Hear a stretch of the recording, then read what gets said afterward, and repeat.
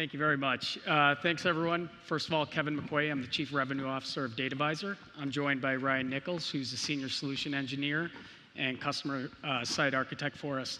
DataVisor is about 10 years coming up in the next few months. Primarily started off in developing very powerful, highly accurate machine learning and unsupervised and supervised machine learning models along with complex scenarios. And over the past 3 years, we've been developing that into a platform to really do three things. One is to bring the power of the unparalleled accuracy to the broader market by bringing this all into a platform that can be utilized by institutions of all sizes. Another one is really to provide explainability and making the complex simple. And third is providing a holistic view to the institution to look across their entire enterprise at a risk level. So with that being said, I'll kick it over to Ryan. All right, perfect. Thanks, Kevin. And what we're looking at right here is DataVisor's platform, where you have access to all of your data and the ability to monitor KPIs within our business analytics tool. So how do you keep on top of fraud trends that are changing? You have access to that data in real time. Once you do see new trends, how do you react to those trends? We can dive into our feature engineering capabilities, and this is where we have not only the ability to build out features, which you can identify as signals, which will give you access to all of your data within the platform, but you also have the ability to leverage signal packages that are available within DataVisor's platform.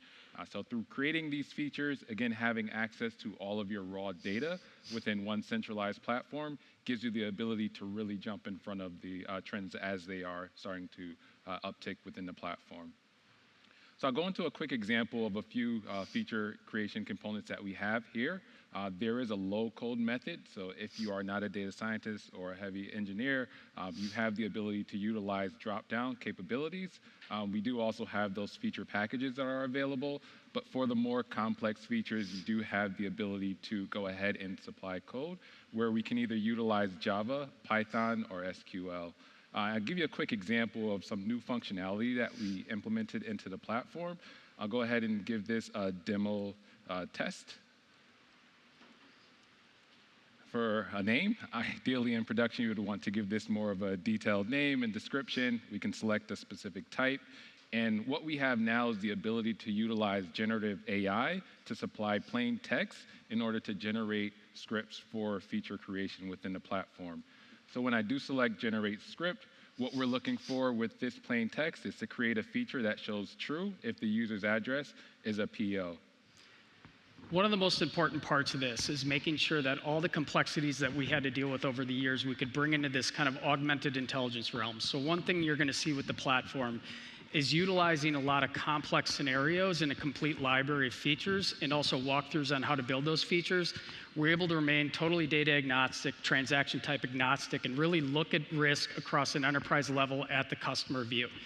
So what we want to do here is make sure that we can offer the ability to create these complex scenarios and jump into unsupervised machine learning or supervised machine models very quickly with augmented intelligence.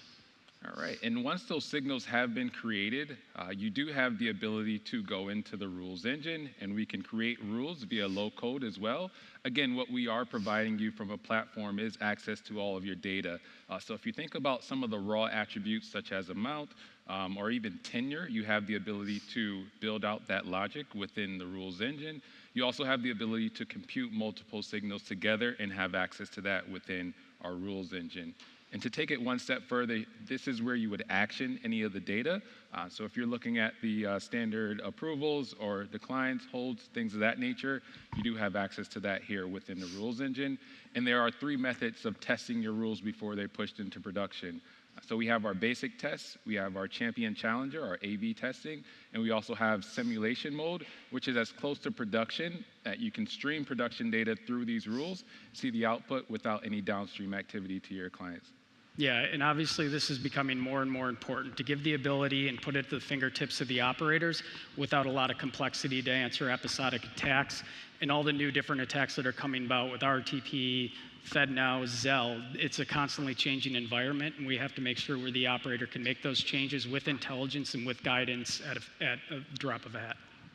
And I think just to take it one step further, so now that you have rules, you have business logic, how do you orchestrate how the data flows from a payment flow perspective to a data flow perspective? So here within the platform, what we're sharing is our decision flow. And this is where you have true capabilities to add friction where needed, remove friction where it is not needed, and really segment how your data flows through the platform from start to end. Yeah, we want to make sure that we provide the good customers and you know, the ones you want on board with that customer LTV that you're looking for and a high ROI. So creating that happy path for the customers that aren't posing any risk and making sure you can add those countermeasures to the ones that do in a very precise and accurate fashion.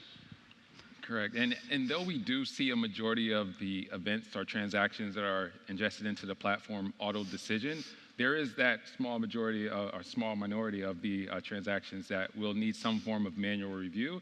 And we do provide the capabilities from a case management perspective where you have full access, again, to all of those data points to help your teams and your operations team make their dispositions. I'll take it one step further. This is more from a text view. What we can view here is our linkage analysis, and this gives you full capabilities to bring in any digital signals that are associated, any enrichment data that's associated with the transaction, and then view those connections directly within our knowledge graph capabilities.